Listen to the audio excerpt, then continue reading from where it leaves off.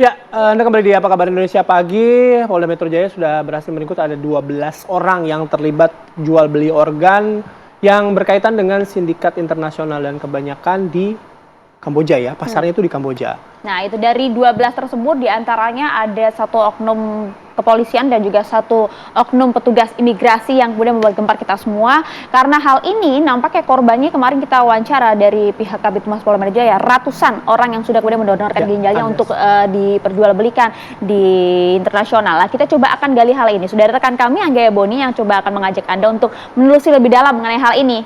Boni.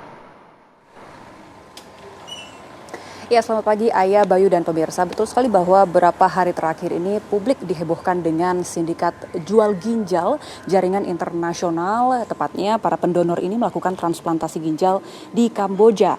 Nah, tetapi sebelum para pendonor ginjal ini berangkat ke Kamboja, rupanya ada pergerakan para sindikat yang sempat menghuni rumah yang ada di belakang saya. Ini tepatnya berada di Kabupaten Bekasi, Jawa Barat. Villa Mutiara Gading, Desa Setia Asih, Kecamatan Tarumajaya. Sedikit saya mau ajak Anda, Bayu, Ayah, dan pemirsa untuk menggambarkan rumah yang sempat disinggahi, ditempati para sindikat ini selama kurang lebih 4 bulan sebelum akhirnya mereka digerebek oleh pihak kepolisian dari Polda Metro Jaya. Tidak cukup besar, namun rumah ini terdiri dari 2 lantai.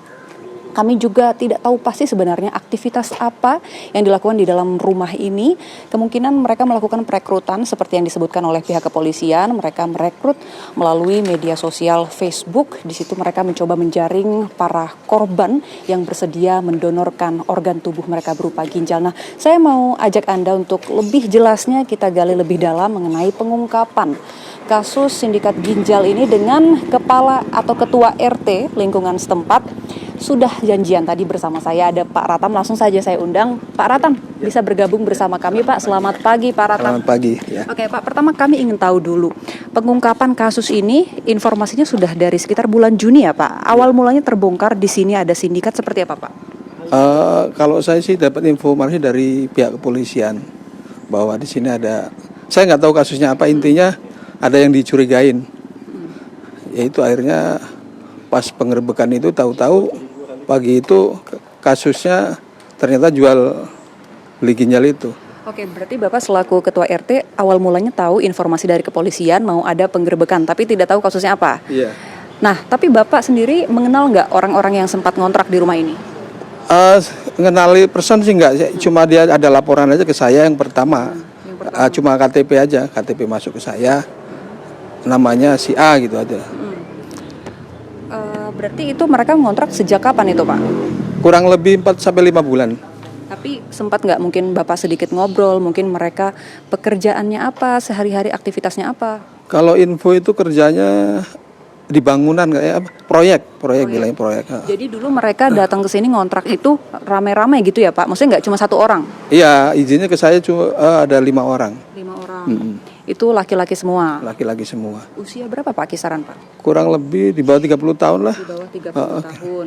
Nah, itu kan tadi Pak Ratam sempat bilang itu yang pertama ngontrak gitu ya, yang pertama izin ke Bapak lapor. Nah, itu berarti setelah itu ada yang datang lagi gitu, Pak? Yang datang lagi nih yang kemarin ditangkap itu karena yang datang lagi yang berikutnya ini. Oke. Nah, itu Bapak, mereka nggak lapor ya, nggak ada ngasih KTP ke Bapak? Yang ini enggak.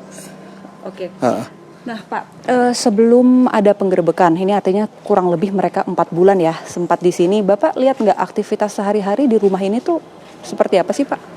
Kalau aktivitas ini sih paling saya cuma lihat di depan rumah ini aja. Anak-anak pada ngumpul aja. Anak-anak yang usia tadi 20 sampai 30-an tadi ya? Iya. Ngumpul itu? Ya ngobrol-ngobrol di depan sini. Di depan karpet ini? Karpet itu tadinya ada karpet, gelar ngobrol ya sampai malam. Paling gitu. Oke, sering tegur sapaan juga sama Bapak? Enggak, saya jarang-jarang tegur. Oke, nah ini kan kalau di kasus ini kan Pak, informasinya sudah ada 122 orang yang mendonorkan ginjalnya dari tahun 2019 sih sebenarnya. Nah, tapi mungkin Bapak sempat lihat nggak ada mungkin orang-orang yang datang terus ke sini? Oh, enggak. Aktivitas itu enggak ada. Datang pergi masuk silih berganti gitu enggak? Enggak ada. Berarti hanya mereka yang tadi sekitar berapa orang tadi Bapak? 4-5 orang itu. Itu aja ya Pak ya? Itu aja. Oke, baik, terima kasih Pak Ratam selaku Ketua RT di lingkungan Villa Mutiara Gading. Selain informasi dari Pak Ratam ini, Bayu, Ayah dan pemirsa, saya juga akan ajak Anda untuk berbincang dengan salah satu lagi narasumber kami dari Direktur Eksekutif Lembaga Kajian Strategis Kepolisian Indonesia, Lemkapi. Ada Bang Edi Hasibuan. Selamat pagi, Bang Edi. Sehat, Bang? Ya, alhamdulillah sehat. Oke. Tentu yang menarik, pemirsa, di kasus ini dari 12 tersangka yang sudah ditetapkan polisi, ada satu oknum anggota Polri yang juga terlibat, dan informasi dari pihak Polda Metro Jaya, peran dari polisi ini adalah menghalangi atau merintangi penyidikan dari kasus ini. Nah, saya mau tanya ke Bang Edi ya. Bang, tentu ini menarik. Lagi-lagi ada oknum polisi yang mencoreng institusi kepolisian. Tanggapan Abang? Ya, pertama tentu saja kita prihatin ya apa yang terjadi, dan yang pasti memang pengungkapan ini adalah merupakan suatu hasil kerja Polri ya. Karena kita bagaimanapun juga tidak pernah terbayang ada kasus jual beli ginjal ya, kemudian berhasil diungkap Polda Metro Jaya ya, Direktorat Kriminal Umum Polda Metro Jaya ya. Tentu ini sangat membanggakan masyarakat ya. Artinya apa yang mereka lakukan selama ini dihentikan ya. Mudah-mudahan tidak ada lagi kasus serupa terjadi pada masa yang datang. Kemudian ada menyangkut masalah keterkaitan, ada oknum ya. Tentu ini harus terus didalami ya. Kita berharap Bapak Kapolri nanti harus memberikan tindakan tegas ya. Kalau kami menyarankan malah kalau bisa dipecat ya, PTDH ya. Karena bagaimanapun juga apa yang dilakukan oleh yang bersangkutan termasuk melakukan obstruction justice ya, menghalangi penyidikan ya. Bahkan saya dengar dia pun menyuruh handphone pun harus dibuang. Kemudian berusaha memberikan janji bahwasanya dia bisa menyelesaikannya. Oke, Nah. Bang Edi pasti punya mungkin banyak saran ataupun kritik terkait dengan kasus ini, tapi nanti kita akan bahas sesaat lagi ya Bang. Ya. Usai jeda berikut ini masih di Apa Kabar Indonesia Pagi. Kembali di Apa Kabar Indonesia Pagi, pemirsa, bersama saya Anggia Iboni. Masih kita membahas soal kasus perdagangan ginjal jaringan internasional, dan masih bersama saya Bang Edi Hasibuan, Direktur Eksekutif Lemkapi, untuk kita kembali menggali soal sindikat perdagangan ginjal ini, Bang. Kan satu dari tersangka yang sudah diumumkan itu pangkatnya Aibda UM. Kalau dari segi kepangkatan bintara ya Bang, Ya, punya betul. jabatan. Nah, Ya. kira-kira bisa nggak sih Bang sebenarnya dia tuh bekerja sendiri untuk tadi yang dia janjikan menutupi lah kasus ini? Ya. Jadi memang itu yang kita agak apa ya, dia adalah seorang bintara. Kalau Aibda sebetulnya perkiraan saya mungkin dia bertugas itu sekitar mungkin 16 sampai 18 tahun ya, mungkin ya masa tugas.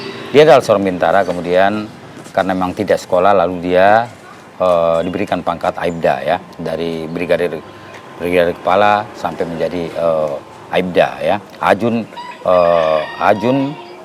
brigadir 2 ya, Aibda ya. Nah, artinya kalau lihat daripada dia adalah merupakan anak buah ya, kita tidak tahu apakah memang dia bekerja sendiri ya, tapi saya kira kita minta juga kepada Polda Metro Jaya ya yang menangani kasus ini untuk terus dilakukan pendalaman. Karena memang pada prinsipnya Polri bekerja secara profesional ya, harus berdasarkan fakta-fakta ya, bukti-bukti di lapangan, apakah memang ada kemungkinan ada di atasnya atau tidak ya. Saya kira ini menjadi tugas daripada Polda Metro Jaya, bagaimana bisa mengungkap kasus ini agar tuntas sampai siapapun juga yang terkait ya. Kalau memang ada bukti-bukti atau fakta hukum harus diproses secara hukum. Oke, baik. Ya. Nah, catatan dari Bang Edi, kenapa sih sampai saat ini masih saja ada oknum anggota Polri yang mencoreng nama institusinya, masih saja terulang lagi? Ya, saya kira memang ini masalah integritas ya, dan juga masalah moral ya. Mungkin ada celah yang Bang Edi lihat selama ini. Yang pasti adalah apa yang dia lakukan adalah telah menurunkan kehormatan Polri ya, telah menurunkan citra Polri di tengah masyarakat. Yang pasti yang bersangkutan bukan hanya misalnya nanti diproses secara hukum ya, pasal 221 jelas dalam KUH merupakan merintangi ya proses hukum. Kemudian dalam Kode Etik Kepolisian nomor 7 tahun 2022 itu dia jelas ada aturan yang situ dijelaskan bahwasanya setiap anggota Polri tidak boleh melakukan perbuatan tercela, termasuk juga menurunkan harkat dan kehormatan Polri di tengah masyarakat. Seorang anggota Polri dia harus menjaga citra Polri, ya. Dengan ada kejadian tentunya merupakan pelanggaran, ya. Dan menurut kami adalah ini pantas diberikan hukuman yang berat, ya. Dan saya yakin sekali Bapak Kapolri sangat akan bertindak tegas, tidak akan pernah ragu ya untuk mendirikan tindakan tegas. Baik, terima kasih banyak Ya, Bang ya, Edi ya. Hasibuan atas waktu dan juga tanggapan yang sudah diberikan kepada kami. Terima kasih Bang. Ya. Itu tadi pemirsa bincang kami dengan Direktur Eksekutif Lemkapi Edi Hasibuan. Sebelumnya juga tadi kita sudah bertanya-tanya kepada Ketua RT setempat, di mana sebagai informasi bagi Anda pemirsa bahwa kasus ini sudah mengakibatkan ada 122 orang korban yang rela mendonorkan ginjalnya dengan imbalan uang senilai 135 juta rupiah. Sementara demikian kami kembalikan ke Anda, Bayu dan Ayah di studio. Baik, terima kasih Ebony atas laporan langsung dari wilayah Bekasi, Jawa Barat soal sindikat jual beli ginjal ya.